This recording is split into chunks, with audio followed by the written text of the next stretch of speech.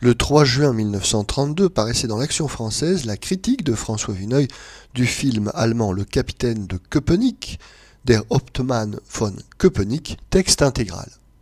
Depuis qu'on l'a mis à l'écran, ce fait divers s'est à nouveau promené dans toute la presse, qu'il avait déjà égayé jadis. Voici la version assez altérée, si l'on se rapporte aux journaux de 1906, que nous en donne l'écran. Un vagabond de Berlin qui a purgé 23 ans de prison pour des peccadilles ne peut arriver à se procurer un passeport qui lui permettrait d'aller travailler à l'étranger. Il cambriole bien un commissariat, cela ne lui vaut qu'une nouvelle condamnation. Un laborieux travail s'opère dans la cervelle du gaillard. Sitôt sa liberté retrouvée, il va acheter une défroque de capitaine de la garde chez un juif. L'endosse, arrête la première patrouille venue, les soldats lui obéissent et il les emmène dans la banlieue berlinoise à Köpenick, fait garder l'hôtel de ville, arrêter le maire, saisir la caisse. L'opération se poursuit à merveille, malheureusement, il n'y a pas de passeport dans les bureaux.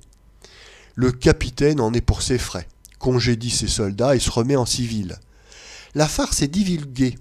On en fait des gorges chaudes de Berlin à New York. Le capitaine se constitue finalement prisonnier en rapportant intact la caisse de Köpenick.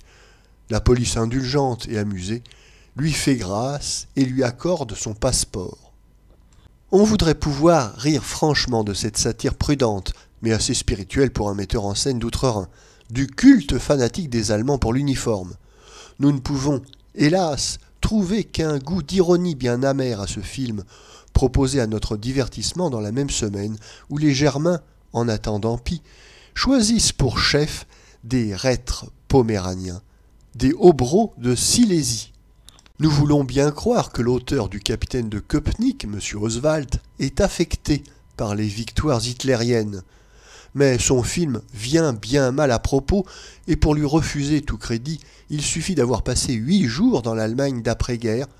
Nous pourrions, quant à nous, avec les souvenirs que nous ont laissés quelques chuppos et quelques chefs de gare prussiens, confectionner des scénarios sans doute moins cocasses, mais beaucoup plus exacts et probants que le Capitaine de Köpenick. D'ailleurs, à quoi bon t'en discuter ce film? Si ce n'est l'infortuné bourgmestre de Köpenick, personne n'y est ridiculisé, et les officiers du Kaiser moins que quiconque. L'aventure du malicieux bohème ne nous est pas présentée comme la conséquence dérisoire de la caporalisation d'un peuple, mais comme une excellente plaisanterie dont l'empereur et ses généraux furent les premiers à s'esclaffer. Les Allemands, devant la défroque miraculeuse du capitaine, se divertirent d'un aspect inattendu et caricatural de ce qu'ils n'ont jamais cessé de tenir pour leur plus rare vertu. Le film de M. Oswald est trop long de 400 ou 500 mètres qu'il faudrait tailler dans le début où nous n'avons que faire des antécédents du capitaine, non plus que son apprentissage philosophique.